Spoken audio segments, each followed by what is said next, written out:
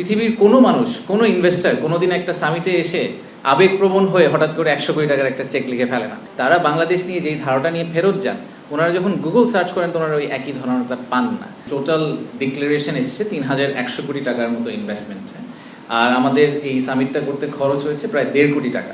তা আপনারা যদি মনে করেন ঠিক আছে তাহলে একটাকে আরেকটা দিয়ে ভাগ করলে তো return calculation is fantastic, brilliant summit, এর চেয়ে ভালো সামিট হতেই পারে না। আমি প্রথম থেকে শুরু করি, আমি এটা আগেও বলেছি, আমি আবারও বলছি, এই 3100 কোটি টাকার ফুল ক্রেডিট আমরা এই সামিটকে দেওয়া উচিত হবে না।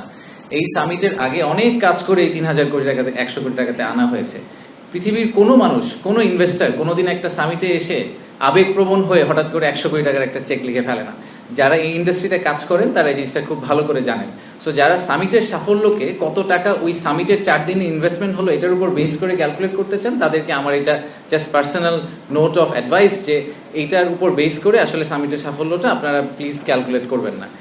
আমি পার্সোনালি মনে করি যে সামিটের আমাদের মূল যে উদ্দেশ্যটা ছিল, যে সেটা হচ্ছে যে বিদেশিদের কাছে বাংলাদেশের যে পারসেপশন, সেই পারসেপশনটাকে আমরা চেঞ্জ করতে পারি কিনা। তারা যখন বাংলাদেশে আসে, আমরা এটা আগেও বলেছি যে বিদেশিরা যখন বাংলাদেশে একবার ফিজিক্যালি আসেন, তারা বাংলাদেশ নিয়ে যেই ধারণাটা নিয়ে ফেরত যান, ওনারা যখন গুগল সার্চ করেন তো ওনারা ওই একই ধারণাটা পান না। ওনারা যে ধারণাটা নিয়ে এখন ফেরত যাবেন, ওনারা ফেরত যাওয়ার পরে যখন ওনারা ওনাদের বন্ধুবান্ধব, ওনাদের কলিগদেরকে বলবেন যে না আমি বাংলাদেশে 4 দিন ঘুরে আসলাম, আমি দেখলাম যে আসলে বাংলাদেশ নিয়ে আমরা গুগল সার্চ করে যা দেখছি সেটা আসলে ট্রু না।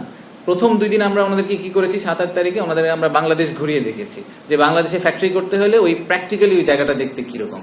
9 তারিখ সকালে আমরা ওনাদেরকে আমাদের ভিশনটা দেওয়ার চেষ্টা করেছি, আমরা কোথায় আছি, কোথায় যাওয়ার চেষ্টা করছি। আর 9 তারিখ বিকাল এবং 10 তারিখে আমরা সারাদিন ওনাদেরকে বিজনেস টু বিজনেস বিভিন্ন ধরনের মিটিং করার সুযোগ দিয়েছি, বিভিন্ন প্রশ্ন করার সুযোগ দিয়েছি। সো এই ফুল ওভারঅল 360 ভিউ যেটা আমরা দেওয়ার চেষ্টা করেছি, সেটা থেকে আমাদের এখন পর্যন্ত যে ফিডব্যাক বিদেশিদের কাছ থেকে সেটা হচ্ছে যে ওনারা খুবই খুশি হয়েছেন যে আমরা ওনাদেরকে এরকম একটা অপরচুনিটি দিয়েছি এবং সেখান থেকে ওনারা ডেফিনেটলি অনেক ইনফরমেশন নিয়ে ফেরত গেলেন। ওনারা আমাদের যেটা মেইন উদ্দেশ্য যে বাংলাদেশ যাতে খাবার মেনু থেকে প্রথমেই বাদ পড়ে না যায়, যদি মেনু থেকে আমরা বাদ পড়ে না যাই তাহলে অর্ডার করা তো অনেক পরের কথা।